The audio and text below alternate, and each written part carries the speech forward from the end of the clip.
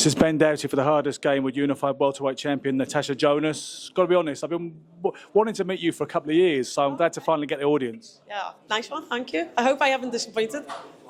Not yet. People talk about your age. You sure as hell don't look it. Do you feel it athletically or any other way? No, I think every camp that you do, you're expected to get a little bit faster. You're expected to get a little bit stronger, and you don't know the limitations of your body until you put your body through it. And I haven't found any drop off. I'm still improving. I'm still getting stronger. I'm still getting fitter. I'm still getting faster. So, yeah, I even though I might be 40 in age, I'm actually relatively young. I'm relatively young in the boxing.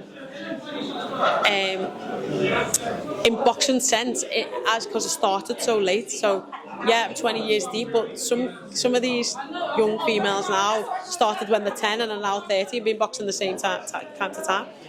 Yeah, I think we're getting an organic wave of female boxers now, whereas the first wave were a bit late to the party for obvious reasons.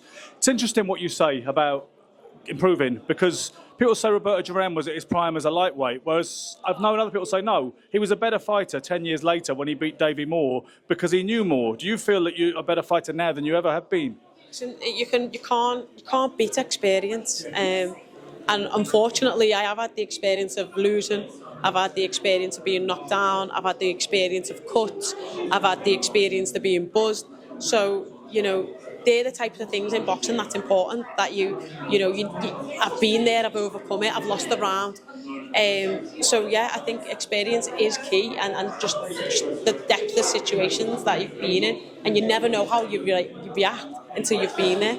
And your inference is that Lauren Price hasn't experienced that yet? She hasn't experienced any of that. She's been very comfortable. She's had it all her own way, and she's had no adversity as such as a pro. And I believe we'll only see what she's made of when that happens. You kept saying up on that dais, "Be careful what you wish for." It's like your tagline for this fight. Yeah, I just think it's something that she. I'm the biggest name on her record, and she said that it's a big fight for her. I don't believe that's the same for me. I understand why she's chasing me, but when you do chase someone and you do keep poking the bear, you've got to be careful what you wish for when the reaction comes. An observation: you sat up there today and you radiate this loveliness, even though you're a good fighter, of course, better than good. She looks mean, and sort of disagreeable. I mean, you're smiling, there's a light in your eyes. She just looks like there's a cold, repressed violence about her. I mean, does that mean anything? No, I think there's lots of different personalities in boxing, and yeah, she's just got a personality. Some people are very comfortable doing media stuff. Some people aren't very comfortable. Some people are well media trained. Some people aren't. And that's it. It's just a show of her personality. I don't think it's anything that I take into account of how she is or what she is. Maybe sometimes being a bit optimistic of herself, but apart from that, no. I just think it's a personality. Not everyone's the same, and it's good to have different personalities. The Michaela Mayer fight, which is already a couple of fights ago now, it was, some people felt that she had done enough, including Michaela herself. Do you respect the opinions of those who thought it should have gone the other way? I respect everyone's opinion. Everyone's entitled to an opinion. I have since watched the fight back. I do believe I still win. There was lots of rounds where it was close and could have gone either way.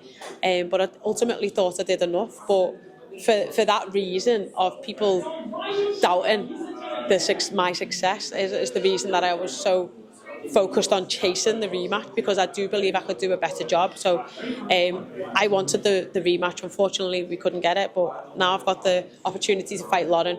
And if Michaela comes through her fight with Sandy and I come through my fight with Lauren, there's still an opportunity for an undisputed fight at welterweight, and I think that's a huge fight. Interesting that you mentioned the belt situation and the possibility of an undisputed fight down the road.